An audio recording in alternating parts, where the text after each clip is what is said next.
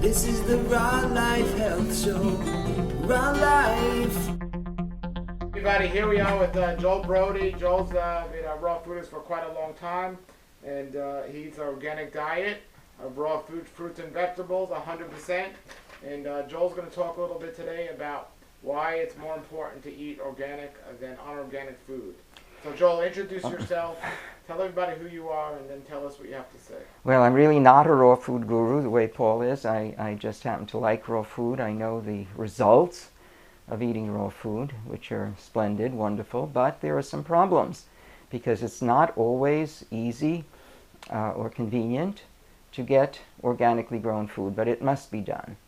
So, and the reason is that after the Second World War, when the nerve gas was no longer necessary for a war, the chemical companies began to make pesticides out of it. And the way it kills the insects is it burns out their nervous system, their brains, because it's nerve gas. And then, unfortunately, pesticides were used, and then there were some regulations, and DDT was outlawed and sent to other countries. Well, I mean, we saw it was sold to other countries, but the main thing is, if there is pesticide residue in the food, it'll affect our brain. So that's how you can feel it. So if you do eat conventional food, there's a big range of some that are more sprayed and some that are not so sprayed. So I have a test, and if I get a buzz in the front of my brain, then I know that I've eaten something that wasn't organically grown. And that happened last night at a rather commercial salad bar. And in Palm Beach, there's nothing better than the Hippocrates Health Institute because the food was so fresh and so beautifully displayed, and in a beautiful Ann Wigmore dining room. It was the best, just the best. And there you know that everything will be fresh and organically grown and completely fresh. This is not so easy to get all over the place unless you have a garden. So hopefully you have a garden. And that's just all I wanted to say. If you feel a buzz or some kind of little headache, you know that you've eaten food with pesticide residue. So don't do it again. But then, you know, people forget. So if that happens again, then you could remember it again. I, from now on, will remember it very, very well. I think it's probably the most important thing to learn about raw foods, raw vegan foods. So tell everybody, Joel, how did you get into eating a raw food diet? Well, I was very sick in 1969, and I went to a medical doctor because that's what I thought you had to do when you got sick. That's what everybody thinks you had to do. I mean, I didn't know about health teachers, health gurus, and so naturally the doctor did many tests and sent me to specialists for more tests, and then prescribed a drug, and I didn't want it. I went back. I said, I'm not going to take this stuff. How long do I have to take this stuff? So there's not really a concept of healing. It was a concept of disease management with drugs, getting rid of pain with drugs. So I said, I have to find something better. I didn't know what anything better was.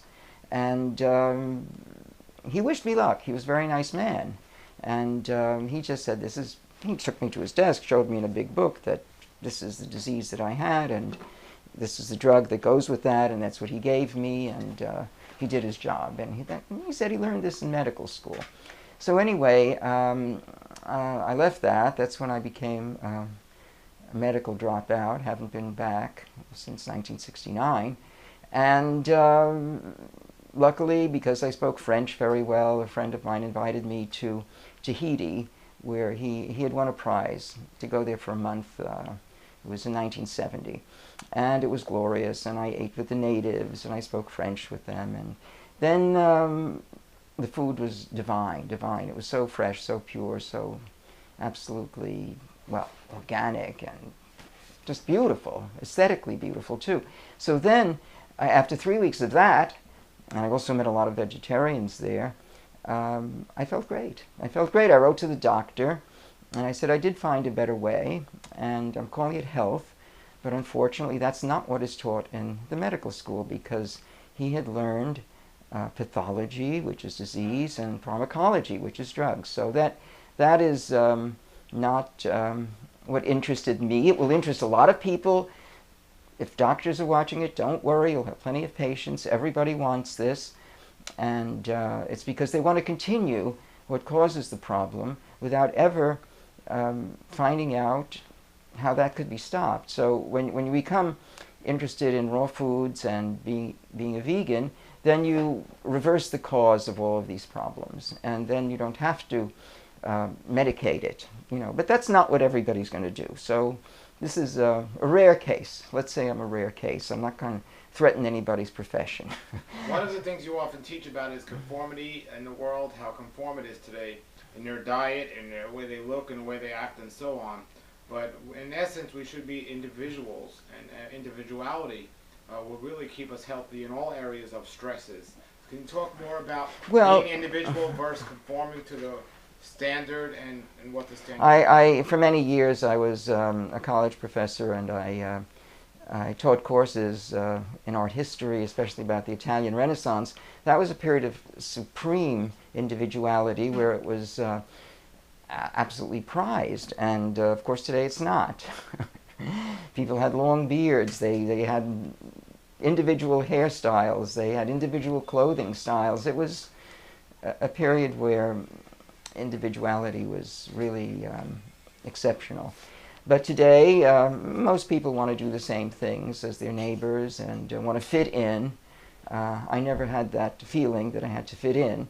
I just wanted to learn what felt really, really good. So I did, and I'm very, very grateful for that.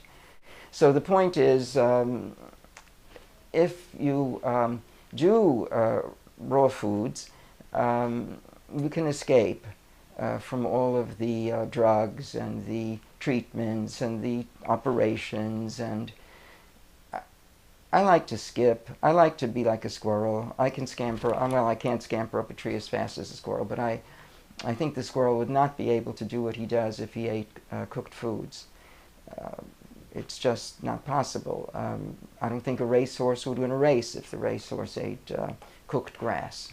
So we really need to eat the food with the most important aspect that it has, and it's 70 to 80% of it, sometimes even more. What is that? It's the water. The water is the most important element in food. And if food is cooked, or if the food is baked, or if the food is ruined in some other way, that water is gone. And there's no substitute for that water. It can't come from a faucet.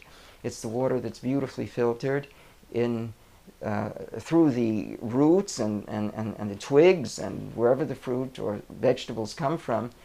That water is perfectly combined into the plant. It's like a jelly almost. It's not the same as water from the faucet. So if you have salt, another thing that ruins water, because you get very thirsty if there's salt, and salt is dehydrating.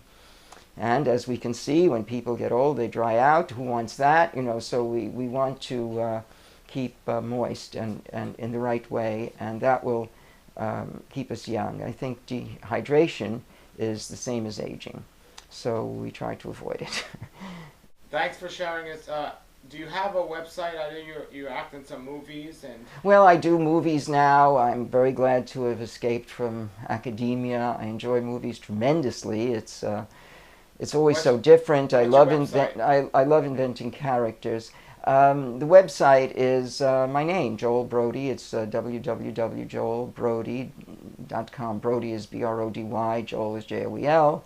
So it's very simple website. I want to expand it, but I will do that. And if any raw foodists come to New York City, you'll be a tour guide for them? Well, if I'm not in a movie, if I'm not rehearsing something, and they could contact me. The contact information is on that website. And but I'm always happy to share about raw food. I also don't call it a diet. It's definitely not a diet. To me, a diet is something temporary, something in which you do for a short time and then go back to the other stuff. I don't go back to the other stuff. So me, it's definitely a lifestyle, and I don't say to eat a raw diet. I think that is How can you eat a diet? A diet is a plan, not a food. So I think the best thing I found to eat are green leaves. And I saw on television, I saw some monkeys that were eating green leaves, and I said, oh, they're doing just the same thing I do. So this is what we do as primates. But of course, people can do whatever they want. That's the glory of humanity. We can choose to do lots of things. Not all of them work for health purposes, so I like to choose the ones that do. Great. Thank you very much. Thank Joel. you. Nature's wealth, good for your health. This is the Raw Life Health Show. Raw Life, brighten up your life.